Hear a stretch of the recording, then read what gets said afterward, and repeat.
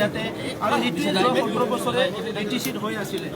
ভাৰতবৰ্ষ বিশ্বৰ ভিতৰত সৰ্বশীৰ্ষ এটা গণতান্ত্ৰিক দেশ এই দেশত আজি গণতান্ত্ৰিক প্ৰক্ৰিয়াত পাব্লিক ৰিপ্ৰেজেণ্টেটিভ হৈ আহি যিসকলে এই হাউচত আহিছে সেই সকলৰ ভাইলেন্স আপোনালোকে দেখিবলৈ পাইছে গতিকে এইটো অতিকৈ দুৰ্ভাগ্যজনক আৰু UPPL BJP আৰু CSP মিলি আজি যিটো আমাৰ মেজৰিটি শ্ব' কৰিছে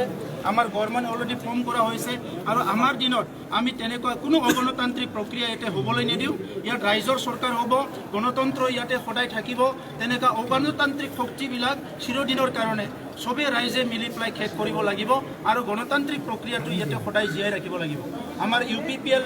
BJP আৰু CSPৰ যিটো চৰকাৰ আমি ইয়াতে শান্তি স্থাপন কৰিম সকলো জাতি জনগোষ্ঠীক লৈ আমি আগবাঢ়িম সমমৰ্যাদা সমমৰ অধিকাৰ প্ৰদান কৰিম ভূমিৰ পৰা আদি কৰি সকলো অধিকাৰ ৰাইজক আমি প্ৰদান কৰিম আৰু দুখীয়া গৰীব শ্ৰেণীৰ মানুহক সদায় আমি নজৰত ৰাখিম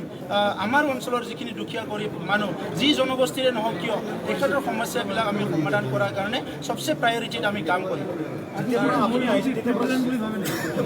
তেখেতসকলে প্ৰিপ্লেন কৰি আহিছে এই হাউচখন তেখেতসকলে সম্পূৰ্ণ হোৱাটো বিচৰা নাছিলে সেইকাৰণে আৰম্ভণিৰ পৰাই তেখেতসকলে ভাইলেন্স কৰিছে আৰু অতি দুৰ্ভাগ্যজনক কথা তিনিবাৰকৈ চাৰিবাৰকৈ নিৰ্বাচিত হৈ অহা মেম্বাৰসকলে আজি যিটো কেৰেক্টাৰ ইয়াতে দেখাইছে সেইটো অতিকৈ দুৰ্ভাগ্যজনক কথা আজি যিখিনি ইয়াতে প্ৰচিডিউৰ ফ'ল' হৈছে মহামান্য হাইকোৰ্টৰ দ্বাৰা যি এটা অৰ্ডাৰ হৈছে ইয়াৰ দ্বাৰা প্ৰচলিত হৈছে আৰু মহামান্য হাইকোৰ্টৰ দ্বাৰা যি মানে ইয়াতে যিটো প্ৰচিডিউৰ ইয়াতে ফ'ল' কৰিছে অনাৰেবল স্পীকাৰে এইটোকো ইণ্টাৰাপ্ট কৰিছে এইটোও ভাইলেন্স কৰিছে ইয়াতকৈ দুৰ্ভাগ্যজনক কথা আৰু একো নাই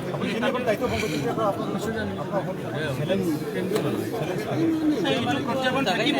অগণতান্ত্ৰিক এটা চৰকাৰ চলি আছিলে 17 বছৰে ইমানখিনি ভাইলেন্স হত্যা হিংসা দুৰ্নীতি ভ্ৰষ্টাচাৰ হৈ গ'ল তেখেতসকলে এইটো কৰিবই গতিকে আমি সেইটো ফেচ কৰি পেলাই ৰাইজক তেনেকুৱা সমস্যাৰ পৰা উদ্ধাৰ কৰিম বুলি আজি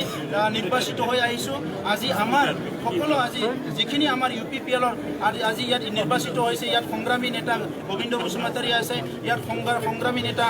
ৰঞ্জিত বসুমতাৰী আছে BJPৰ তৰফৰ পৰা আজি গৌতম দাসকে আদি কৰি গণতান্ত্ৰিক প্ৰক্ৰিয়াত বিশ্বাস কৰা কিছুমান যোগ্য ব্যক্তিসকলে নিৰ্বাচন হৈ আহিছে আৰু আমি একেলগে মিলি পেলাই BTR অঞ্চলক সকলো জাতি জনগোষ্ঠীলৈ আগবাঢ়ি যাম সুন্দৰ এটা প্ৰশাসন কৰিম আপুনি দুটা পঞ্চায়ত সমষ্টিৰ পৰা জয় কৰিছিল ইয়াতে 22গৰাকী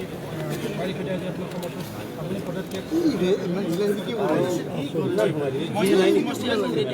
কিন্তু আমাৰ কাৰণে এটা সমষ্টি দুটা সমষ্টি নহয় 40টা সমষ্টি আমাৰ সমষ্টি 40টা সমষ্টিৰ ৰাইজক আগুৱাই লৈ যোৱাটো আমাৰ দায়িত্ব আৰু কৰ্তব্য BPFৰ সময়ত যি সমষ্টিত তেখেতসকলৰ MCLA নাছিলে তাত ৰাইজক তেখেতসকলে বঞ্চিত কৰিছিলে কিন্তু আমাৰ সময়ত আমি 40টা সমষ্টিৰ ৰাইজকক সমান মৰ্যাদা সমান অধিকাৰ দিম কিন্তু আমাৰ তিনিটা দলৰ এটা প্ৰতিশ্ৰুতি মই কাতিৰাম বড়ো ডাঙৰীয়াক অধ্যক্ষ হিচাপে শুভেচ্ছা জনাইছোঁ আৰু অহা 5 বছৰত কাতিৰাম বড়ো ডাঙৰীয়াৰ নেতৃত্বত এটা সুন্দৰ আমাৰ কাউন্সিল চলিব সেইটো মই আশা কৰিছোঁ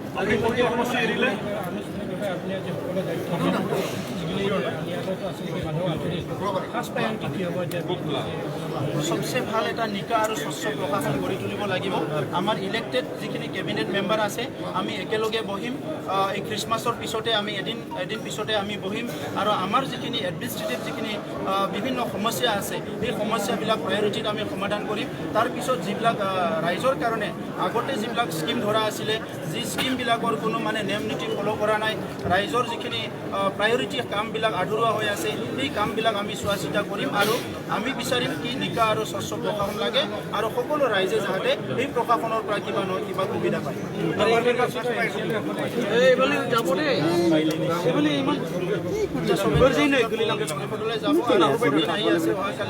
দিনৰ চব ৰাইজক শুভেচ্ছা জনাইছোঁ মই হাগ্ৰামা মহিলাৰী ডাঙৰীয়া আৰু তেখেতসকলৰ সদস্যসকলকো মই বৰদিনৰ শুভেচ্ছা জনাইছোঁ আৰু মই আশা কৰিছোঁ হাগ্ৰামা মহিলাৰী ডাঙৰীয়া আৰু তেখেতৰ যিবিলাক কৰ্মকৰ্তা আছে তেখেতৰ যিবিলাক আজি MCLA সকল শপত লৈছে আমাৰ 5 বছৰ চৰকাৰ চলোৱাত সহায় কৰিব বুলি মই তেখেতসকলৰ পৰা আশা কৰিছোঁ চব ডিপাৰ্টমেণ্টে আজি নতুন দিগন্ত সূচনা হ'ল নতুন দিগন্ত সূচনা হ'ল আজিৰ পৰা যাতে কোনো ভাইলেন্স কৰিবলৈ সাহস নকৰে আৰু কোনো অশান্তি কৰিবলৈ যাতে সাহস নকৰে আৰু ইয়াৰ লগতে কোনো যাতে কৰাপশ্যন কৰিবলৈ সাহস নকৰে সেইটো আমি আহ্বান কৰিছোঁ আমি এসপ্তাহৰ ভিতৰতে কৰিম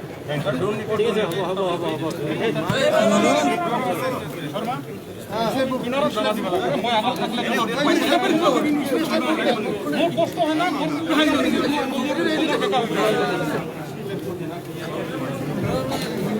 Yes.